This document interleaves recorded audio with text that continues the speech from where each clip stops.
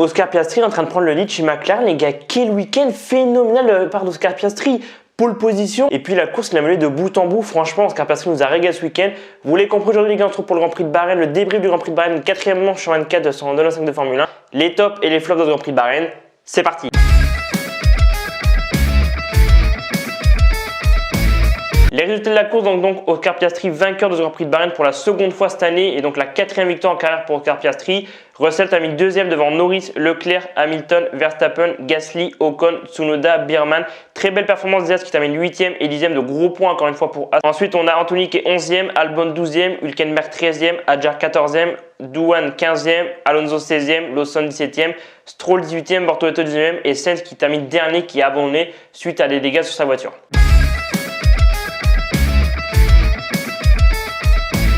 Oscar Piastri dans les tops de ce Grand Prix, évidemment c'était obligé de mettre Piastri dans les tops de ce Grand Prix. Vraiment, comme j'ai dit en intro, une performance phénoménale Oscar Piastri.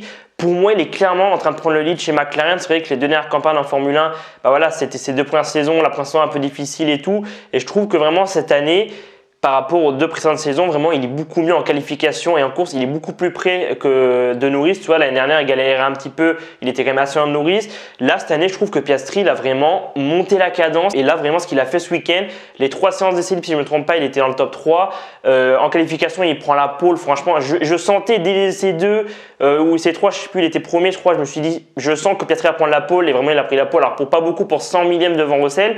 Mais vraiment, il était clairement au-dessus de tout le monde, Piastri, ce week-end. Et je pense que sur les prochaine course, il reste comme ça, si la McLaren reste devant sur le reste de la saison, mais ça va faire très mal parce qu'on l'a vu, pour ceux qui ont eu la F2, la F3, Piastri, voilà, il y a des courses vraiment où il excellait, il faisait des très belles performances, mais ce qu'il a fait là, les gars, Piastri à Bahreïn, attendez-vous qu'il le refasse certainement peut-être en Arabie Saoudite ou peut-être sur certains Grands Prix. Il est clairement en train de s'enfermer en tant que numéro 1.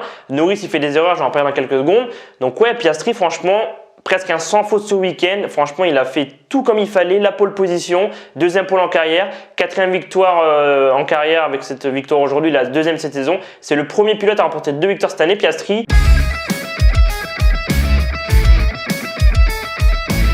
Alpine enfin débloqué son compteur de points, les gars. Ça y est, Alpine sont dans les tops de Grand Prix, du coup, vous l'avez compris. Très belle performance d'Alpine ce week-end, enfin surtout de Pierre Gasly. P4 en qualification, enfin P5, mais P4 il partait suite à la pénalité d'Antonelli. Il s'est lancé P4, très bon départ. Il a vraiment géré de bout en bout, il était toute la course dans les points. Il a été pendant un grand moment de la course 5e. Il y avait Leclerc, Norris, Russell et Piastri devant et Hamilton derrière. Il avait même un petit écart à un moment donné dans la ligne droite. Puis finalement, Hamilton est revenu et du coup, il était 6e. Et Gasly, en vrai, il a vraiment géré de fou parce qu'il a gardé Verstappen, je sais pas, peut-être pendant 15-20 tours, je crois. Et Verstappen, finalement, dans le dernier tour, a passé Gasly. Du coup, Gasly termine 7e, marque 6 points. Alors, c'est dommage parce qu'il perd la 6e place dans le dernier tour. Il a remarqué 8 points au lieu de 6. Mais ça débloque quand même le compteur de points d'Alpine. Donc, vraiment, c'est hyper cool. Vraiment, il a fait une course magnifique, une qualif incroyable. Et j'espère vraiment que ça continue comme ça. On savait que Séverno à Bahreïn, l'Alpine, elle avait performé. Et franchement, week-end magistral de la part de Gasly. Franchement, Gasly a fait un week-end très beau.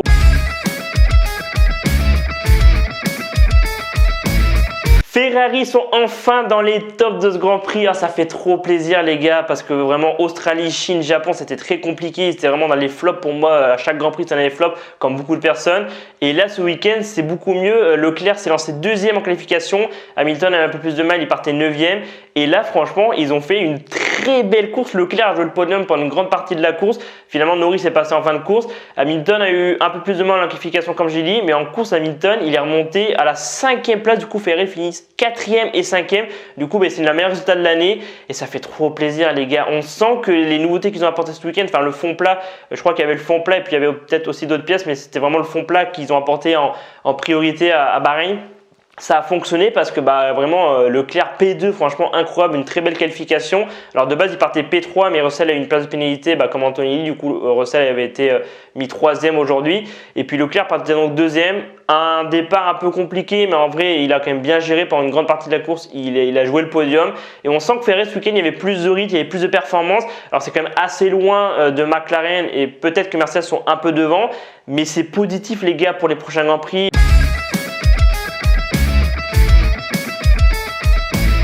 George Russell est dans les tops de ce Grand Prix et je crois que c'est la 4e fois consécutive qu'il est dans les tops. Je crois qu'en Australie, en Chine, au Japon, je l'ai mis aussi dans les tops.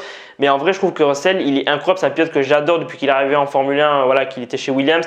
c'est clairement un de mes pilotes préférés et je trouve que là il fait clairement, bah voilà, on sait, son meilleur début de saison. Il va chercher chaque opportunité et là franchement quand il a failli prendre la pole, vous l'avez vu pendant mon live, mais vraiment j'ai pété une douille. La Mercedes elle est hyper bien née et Russell il est en confiance, il va chercher les résultats qu'il faut. Alors certes c'est pas la meilleure voiture du plateau, mais vraiment c'est le pilote qui est derrière les McLaren, qui optimise chaque résultat. C'est clairement le pilote qui peut aller concurrencer les McLaren. En vrai là il est qu'à 13 points de Lando Norris, il a repris 3 points à Norris, il était à 17 points je crois si je ne me trompe pas, et là il a 13 points.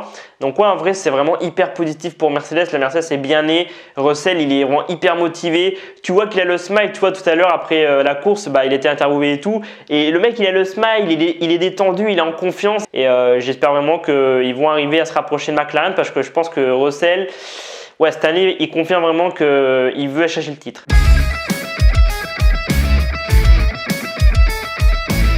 Je fais un point bonus par rapport à ces tops, je mets Yuki Tsunoda dans les tops parce que je trouve qu'il a vraiment très bien performé ce week-end. Alors c'est encore loin de Verstappen, mais c'est vrai qu'au Japon il a eu un peu du mal et là clairement ce week-end c'était beaucoup mieux. Première Q3 avec Red Bull, 10e il s'est qualifié en Q3, là il a fini 9e aujourd'hui, donc premier point avec Red Bull, il avait déjà marqué des points avec Racing Bull donc c'est pas ses premiers points cette année. Mais voilà, on sent que bah, c'était un peu mieux ce week-end, même si Red Bull c'était un peu compliqué ce week-end. Là ce week-end Tsunoda c'était vraiment beaucoup mieux, donc j'espère que ça va continuer comme ça pour Yuki.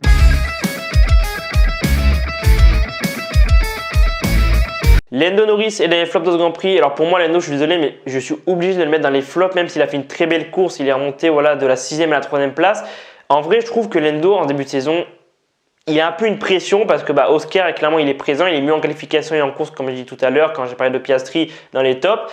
Et je trouve que là, bah, 6e en qualification, c'est vraiment pas top. Vraiment, Piastri prend la pole. Vraiment, tout le week-end, il était hyper loin d'Oscar. Il a dit en qualification, enfin après les qualifications, que le début de saison, il n'était pas à l'aise avec la voiture, Norris. Pour moi, Lando, il fait trop d'erreurs. Déjà, en se mettant sur la grille de départ, il s'avance trop, du coup, une pénalité de 5 secondes. Après, quand il se bat avec Leclerc, il fait un blocage, du coup, bah, il n'arrive pas à passer Leclerc.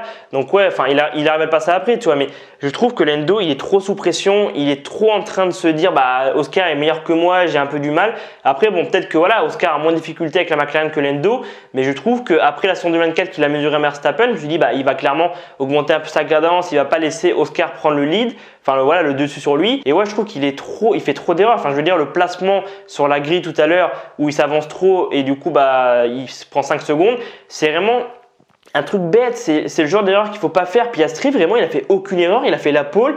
Il a mené de bout en bout le Grand Prix. Il a fait aucune erreur pendant le Grand Prix. Il fait rarement des erreurs. Piastri, Lando, il fait comme l'année dernière. Il fait des erreurs. Et vraiment, il faut qu'il se rattrape parce que si il veut pas que Piastri prenne trop de le dessus, il faut que sur les prochains Grands Prix, il montre qu'il est présent, il montre qu'il est là, que bah, Oscar a pas le dessus. Parce que je pense que là, Oscar est clairement en train de prendre le dessus et que bah, Norris, malheureusement, s'il montre pas qu'il est présent, qu'il peut jouer l'épaule et les victoires, ouais, je pense que ça va être très difficile pour Lando cette année.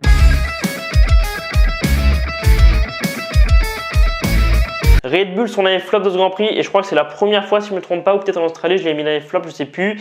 Week-end en vrai très compliqué les gars pour Red Bull. Verstappen s'est qualifié 7e derrière Norris. Tsunoda c'était un peu mieux comme j'ai dit, il s'est qualifié 10e, donc première Q3 avec Red Bull.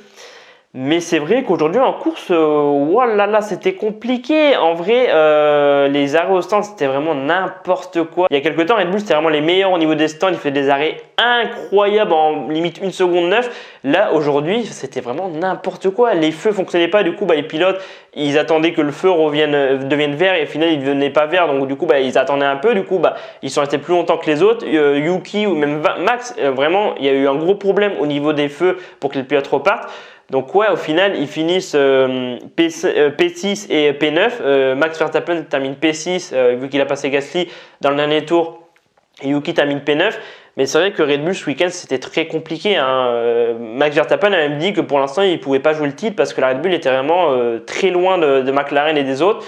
Donc ouais, c'est vrai qu'après la performance exceptionnelle que Max a fait au Japon, une pole stratosphérique, une victoire vraiment magnifique de Verstappen, voilà, un grand champion comme j'avais dit le week-end dernier dans mon débrief. Là, c'est vrai que ce week-end, à Red Bull, ça pique. P6 et P9, ça marque des points, mais c'est quand même très loin de McLaren, c'est loin de Ferrari, c'est loin de Mercedes. Mais là, on sent clairement que ce qui se passe chez Red Bull depuis quelques temps maintenant, on sent que les fissures, il y en a de plus en plus, que le bateau, il est en train de prendre de plus en plus l'eau. Donc ouais, j'espère que ça va s'améliorer pour Red Bull parce que bah, Max, vraiment, le week-end dernier, a fait vraiment un week-end incroyable au Japon. Ah, voilà. Après, peut-être que ça dépendra des pistes, peut-être qu'il y a des pistes où Max arrivera à performer. Mais là, c'est vrai qu'aujourd'hui, c'était catastrophique pour Red Bull.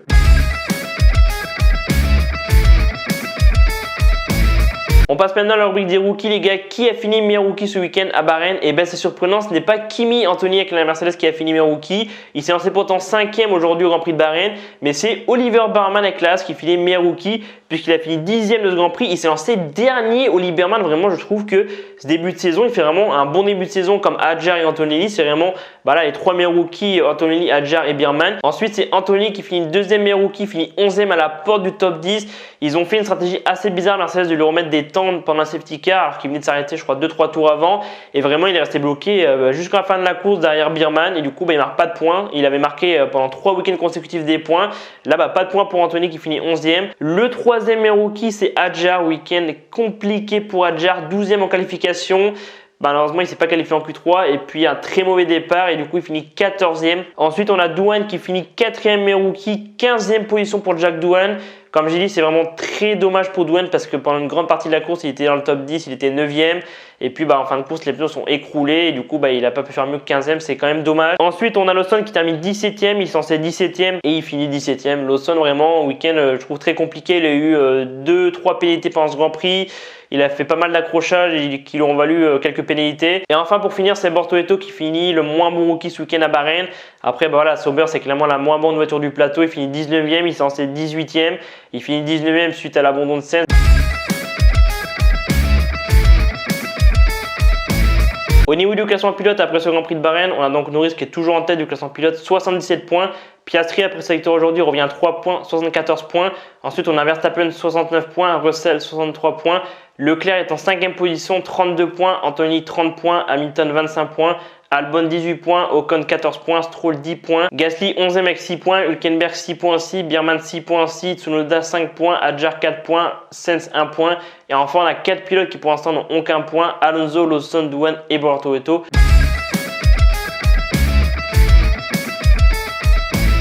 Au niveau du classement constructeur, McLaren est donc toujours en tête avec 151 points, Mercedes est deuxième avec 93 points. Ensuite, on a Red Bull 71 points, Ferrari 57 points. As prend la 5e place du classement constructeur avec 20 points, Williams 19 points, Aston Martin 10 points, Racing Bull 7 points. Alpine ouvre enfin son compteur en 2025 avec la 7e place de Pierre Gasly, donc 6 points pour Alpine. Et enfin, on a Sauber qui est donc en 10e position du classement avec 6 points aussi. Voilà les gars, je m'arrête ici pour le débrief du Grand Prix de Bahreïn. Je pense que j'ai fait le tour de ce que je voulais dire. Dites-moi en commentaire, vous avez pensé ce Grand Prix. Est-ce que vous pensez que Piastri chez McLaren va prendre le lead ou est-ce que Norris va revenir? Moi, je vous donne rendez-vous dès ce week-end pour le 5e Grand Prix de la saison, le Grand Prix d'Arabie Saoudite. Donc rendez-vous dès ce week-end pour les qualifications. Je serai en live pour les qualifications dès le samedi. Et ensuite, comme d'habitude, le débrief sortira le lundi soir ou le mardi au plus tard. Donc rendez-vous dès ce week-end pour le 5e Grand Prix de la saison, l'Arabie Saoudite. Moi les gars, je vous dis à dans quelques jours pour d'autres vidéos. C'était Alban. Prenez soin de vous les gars. À très vite. No one's around to judge me. I can see clearly where